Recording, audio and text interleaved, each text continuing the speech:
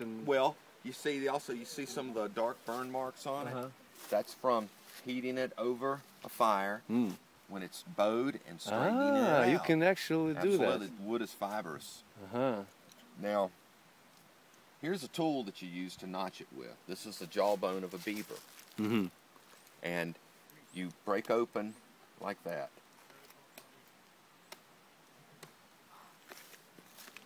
And that cuts your notch. And this is a bone-tipped arrowhead, and it seats into it like this. See? At an angle. Though. Holding it. Well, no, it's just by cutting into it. But it's no crazy glue here. Well, you make glue. They made the glue? Exactly. You take hoof, deer hoof. Okay. You know what I mean? What's hoof? Hoof, bone. Okay. Whatever flesh has not been used, and you put it into a pot. You fill it full of water. Put all the bones that you're not using. Yes. And you boil it. You render the proteins and the collagens. Okay, got it. They rise to the top in the form of glue, and the bone sinks to the bottom. Therefore, you have your glue. And so by peeling out the sinew, how y'all doing? Peeling out the sinew, and then taking your glue, seating your glue into it, placing your point into it, like that. And then you begin, the glue will bond it, and then you begin to wrap it using the sinew.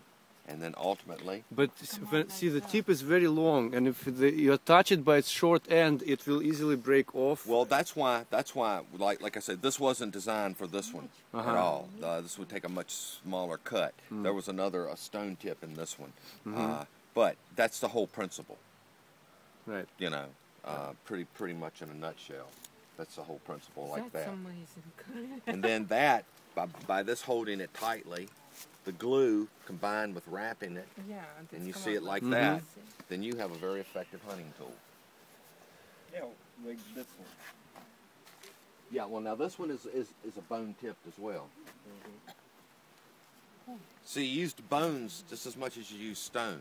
You use everything. Yeah. You use everything. There's no, there's no much that you can discard. Everything is important. Yeah. So this one will stuck and not easily come off. Exactly. That's right. That's double wrapped and glued because it's a fishing arrow. Oh, that's why. Because I see that it will support. It's supposed to go inside, and then you can pull by it. Exactly. You know, you can get some of these large fish trapped and just, you know, and boom, you know, And fish. you have a food. Absolutely. And you see, that's what this whole focus is fundamentally and primarily about, is the acquisition of food, clothing, shelter, and tools. And how people that live off the land in every way imaginable, this is how this thing works. And so what are the other tools that you have? Well, that's a hammer, or this is an adze. This is a woodworking tool. This is designed specifically in regard to bow making. And a tool like this, which is made out of greenstone, is used like this to bring down what is called a stave in order to create the bow. And so the development of an adze becomes, once again, consistent with what we define as the late woodland. Hi, folks. Hi. The late woodland period, which is a period which begins around 1800 years ago, AD. And with this idea, you have more sophisticated tool assemblages beginning to evolve, because it's not until around this time, anywhere from about, in the late woodland period, from about 2,000 years ago, up until around 1,400 years ago, you never saw villages like this. You never saw large concentrations of wigwams. They don't begin to appear in the archaeology of the region until around 2,000 years ago. so people would just spread it around, like families That's right. would live? Exactly. Micro bands to macro bands, from macro bands to tribes, and then from tribes to chiefdoms. And that's what begins to pop up around 1,400 years ago on the James River and the Roanoke River. Like related, linguistically associated Dakota stock people speaking a language that was defined as the Siouan language. Dakota means east, and they were spread out in terms of this linguistical group from the Ohio River Valley into South Carolina. And you had numerous tribes, the Monacan, Saponi, and the Tutelo of this region That's too much information for me. are representative of this group. Yeah, you know, the history of just localizing history through archaeology.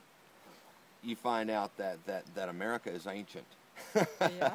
It is ancient, and it has a very unique story to tell. You know, much of it, of course, is going to be derived through archaeology, and using archaeology as our fundamental window into the past, and relying upon what ethno-historical documentation has survived, we have a more profound depiction of how people were living up until the time period we actually try to depict, which is around the year 1730.